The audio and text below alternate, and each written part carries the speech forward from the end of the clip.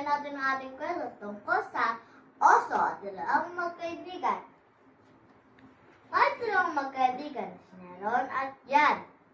At nagpasa silang libutin ng buong mundo na magkasama. Isang araw, naisip nilang pumunta sa kagubatan. Napanganib ang kagubatan at alam nilang may panganib na maaaring mangyari anumang oras. Kaya, nangako sila na manatili magkasama kahit anumang mangyari. Ilang saglit pa ay may narinig silang malakas na tunog mula sa isang malaking oso na papalapit sa kanila. Takot ng magkaibigan. Dali-daling umalis si Ron at umakyat sa pinakamalapit na puno at naiwan si Jan sa ibaba. Hindi alam ni Jan kung paano umakyat ng puno.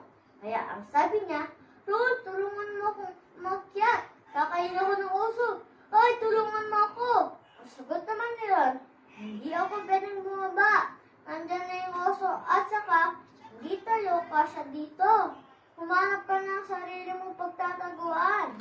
Hindi tulungan ni Ron, pero matalino si Jan. Natutunan niya sa eskwela na hindi kumakain ng mga patay ang oso.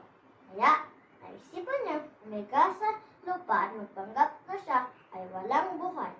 Lumapit ang oso kay Jan na nakahiga.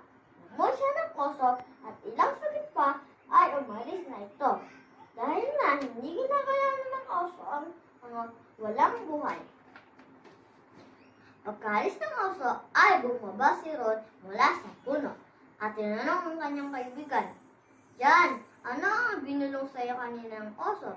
Ang sagot ni Jan ay, pinayuan niya akong huwag magtiwala sa mga kaibigan, hindi totoo dahil iiwan ka lang sa oras ng pangangailangan. O mga bata, nagustuhan niyo ba ang aking kwento? Sana may natutunan kayong aral. Maraming salamat sa pagkikinig. Sa uulitin!